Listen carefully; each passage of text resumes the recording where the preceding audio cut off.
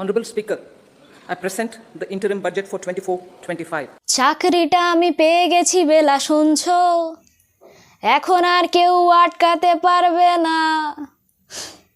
নমস্কার, আমি শুভশ্রী জানা।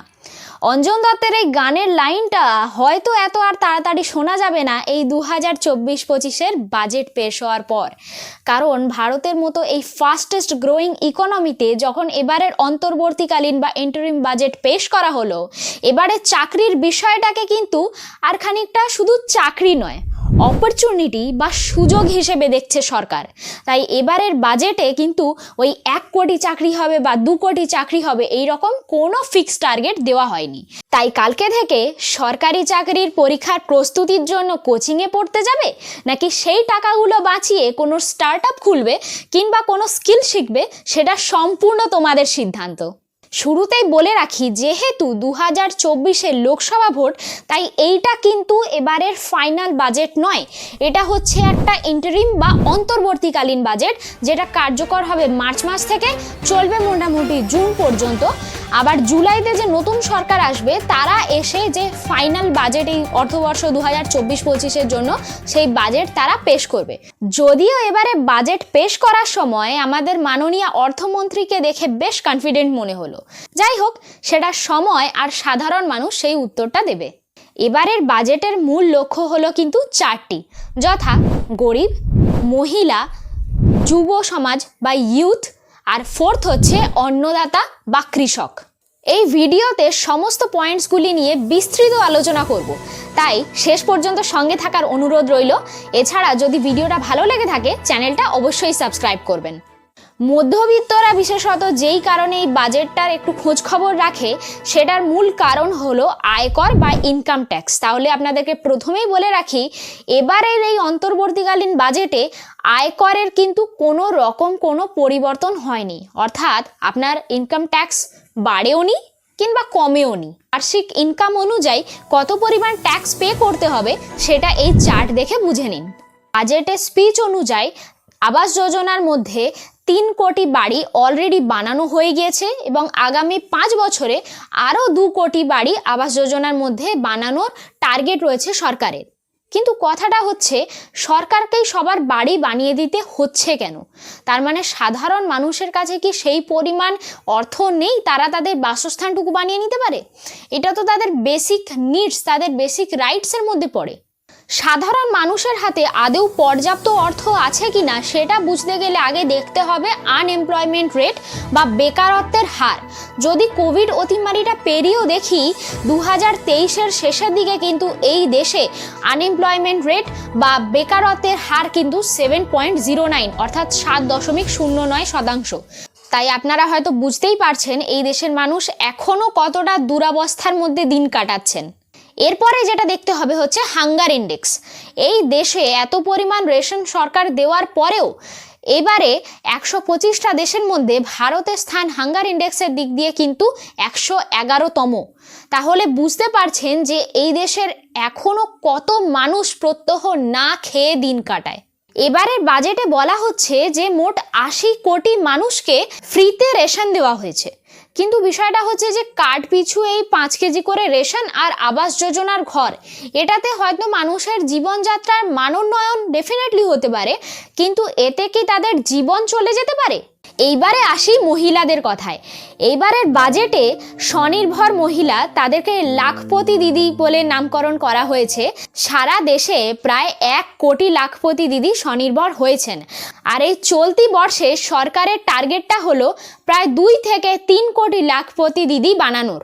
কিন্তু যেই দেশে জনসংখ্যার পরিমাণ প্রায় 140 কোটিরও বেশি, আর সেখানে তার মধ্যে 48.5% হচ্ছে মহিলা, সেখানে 1 বছরে এই 2 কোটি কিংবা 3 কোটি লাখপতি দিদির সংখ্যাটা ঠিক কতটা জাস্টিফাইড বা গ্রহণযোগ্য, সেটা আপনারাই কমেন্টে লিখে জানান।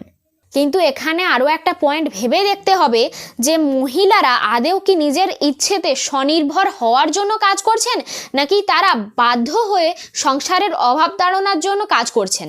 কারণ একটা নিউজ রিপোর্ট বলছে যেখানে 2005 সালে মহিলাদের ওয়ার্ক পার্টিসিপেশন যেটা ছিল 32%, সেটা 2021-এ কমে দাঁড়িয়েছে 19%। তাই এই পয়েন্টটা ভেবে দেখার যথেষ্ট দরকার রয়েছে।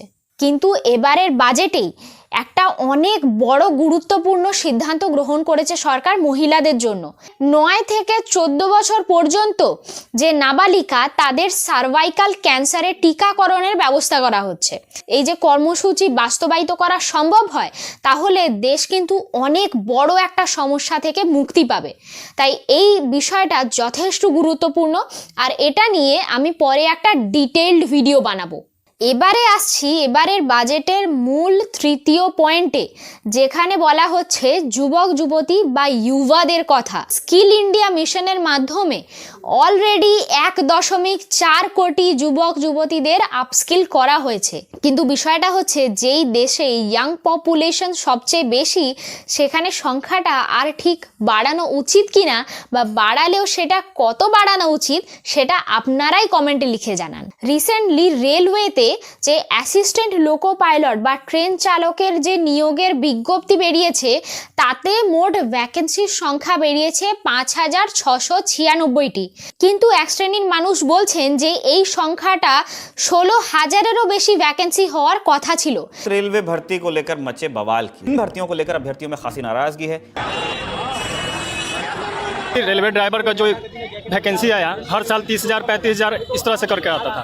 अभी 6 साल के बाद जो वैकेंसी आया है वो सिर्फ 5600 कुछ वैकेंसी आया है। ये गलत तरीका है कि आप स्टूडेंट पे लाठी बरसा रहे हैं। अरे वो अपने हक के लिए नहीं बात कर रहा, सरकार से बात कर रहा, सरकार को उस पर ध्यान देना चाहिए।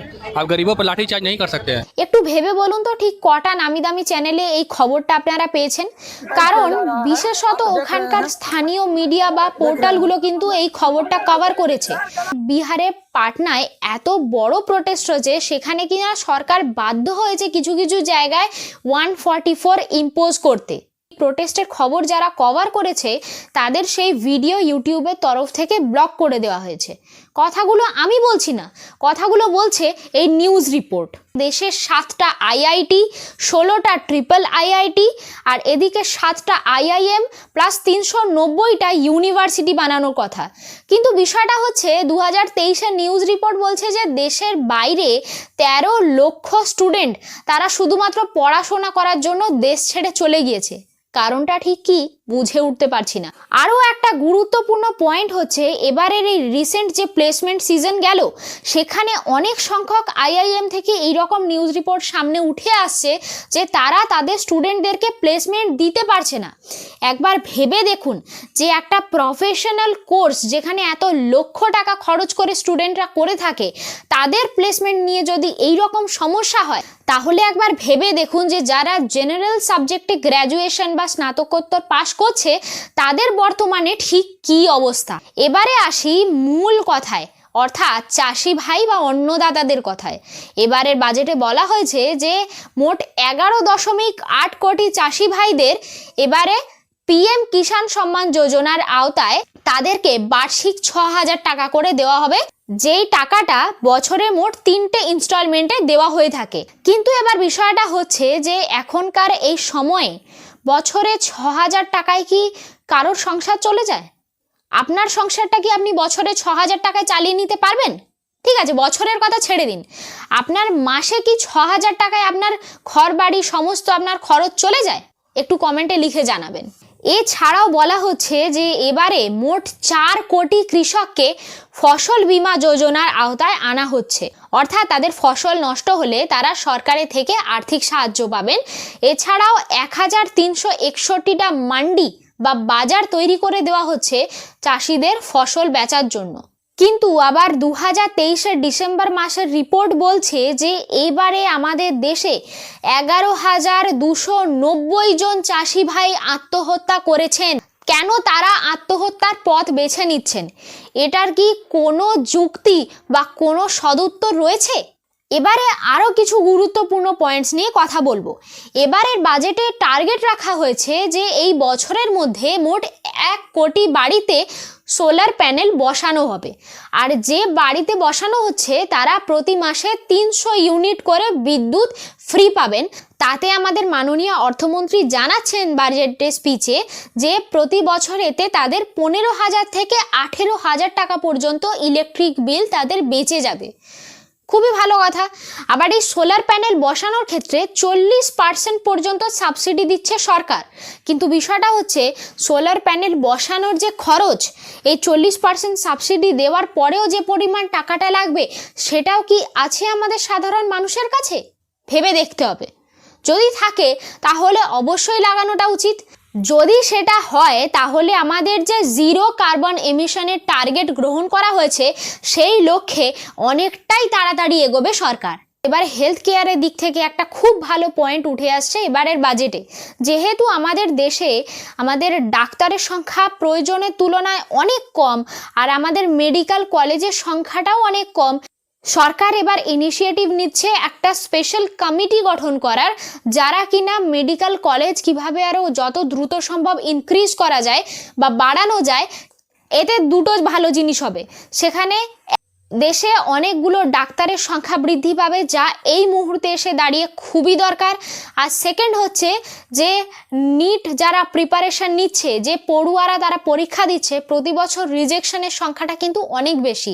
সেক্ষেত্রে ইনটেক ক্যাপাসিটি বাড়বে, আরও অনেক ছাত্রছাত্রী তারা ডাক্তারি পড়তে পারবে। রেলওয়ের ক্ষেত্রে খুব বড় দুটো উদ্যোগ নেওয়া হয়েছে। তার মধ্যে এক হচ্ছে যে অনেকগুলো হাই ট্রাফিক করিডোরস খুঁজে বের করা হবে ভারতের মধ্যে, যার মাধ্যমে এক জায়গা থেকে অন্য জায়গায় খুব তাড়াতাড়ি পৌঁছে যাওয়া যাবে রেলপথে। সেকেন্ড হলো 40,000 কোচ বা 40,000 বগিকে বন্দে ভারতের মতো মানের করে তোলা হবে। কিন্তু এখানে সবচেয়ে বড় প্রশ্নটা হচ্ছে সেটা করতে গেলে তার যে ভাড়া হবে সেটা কি সাধারণ মানুষের সাধ্যের মধ্যে থাকবে? আরও একটা বিষয় দেখা যাচ্ছে যে ট্রেন দুর্ঘটনা সহ ট্রেন দেরিতে চলা, এরকম রেলওয়ে সংক্রান্ত অনেক কিছু সমস্যা বেড়ে গিয়েছে, যেটা একটা অনেক বড় বিষয়। এটা নিয়েও আমি একটা সেপারেট ভিডিও বানাবো খুব শিগগিরই, আর তাতে সাধারণ মানুষ জানাবেন যে তাদের কি পরিমাণ অসুবিধা হচ্ছে। এবারের বাজেটে ফিসকাল ডেফিসিট বা রাজস্ব ঘাটতির পরিমাণটা হচ্ছে 5.8%, যেটা কিনা টার্গেট 5.9 রাখা হলেও ভালো সংকেত হচ্ছে যে তার চেয়েও কম এসে দাঁড়িয়েছে। আর অর্থবর্ষ 2024-25-এর জন্য সেই টার্গেটটা রাখা হয়েছে 5.1%। এই ফিসকাল ডেফিসিট বা রাজস্ব ঘাটতি ম্যাক্রো ইকোনমি বা সামষ্টিক অর্থনীতি কিংবা ইনফ্লেশন মুদ্রাস্ফীতিকে অনেকটা কন্ট্রোলে রাখতে সাহায্য করে। কিন্তু আবার কিছু নিউজ রিপোর্ট বলছে যে এই চলতি বর্ষের মধ্যে বেশিরভাগ সময় মুদ্রাস্ফীতি কিন্তু ঊর্ধ্বমুখী গিয়েছে। এবারের অন্তর্বর্তীকালীন বাজেটে আয়কর কিংবা জিএসটির মধ্যে সাময়িকভাবে কোনো পরিবর্তন না এলেও 1962 থেকে যে 25,000 পরিমাণ প্রত্যক্ষ ট্যাক্স, আবার এইদিকে অর্থবর্ষ 2009, 10, 11, 14, 15 এই বছরগুলির প্রত্যক্ষ কিছু কর 10,000 টাকা পর্যন্ত মকুব করার কথা বলা হয়েছে। এও জানানো হচ্ছে যে এটার ফলে কিন্তু সারা দেশে প্রায় 1 কোটি করদাতা যথেষ্ট উপকৃত হবেন। সাথে সাথে এটাও জানানো হচ্ছে যে বিগত 10 বছরে ট্যাক্স কালেকশনের পরিমাণ বেড়েছে 2.4 গুণ। এবারের এই অন্তর্বর্তীকালীন বাজেট থেকে আপনি কি কি সুবিধা পেলেন, কিংবা এই জুলাইয়ে যে ফাইনাল বাজেট আসতে চলেছে তাই থেকে আপনি ঠিক কি কি আশা রাখেন, তা আমাকে কমেন্টের মাধ্যমে লিখে জানাতে পারেন। এছাড়া যদি ভিডিওটা ভালো লেগে থাকে তাহলে অবশ্যই লাইক আর শেয়ার করতে ভুলবেন না। আপনাদের সমস্ত মতামত লিখে জানাবেন। এছাড়াও চ্যানেলটা অবশ্যই সাবস্ক্রাইব করবেন। এতক্ষণ আমি আপনাদের সঙ্গে ছিলাম শুভশ্রী। চলে আসবো আবার পরবর্তী ভিডিও নিয়ে খুব তাড়াতাড়ি। ততক্ষণ পর্যন্ত ভালো থাকবেন, সুস্থ থাকবেন। নমস্কার।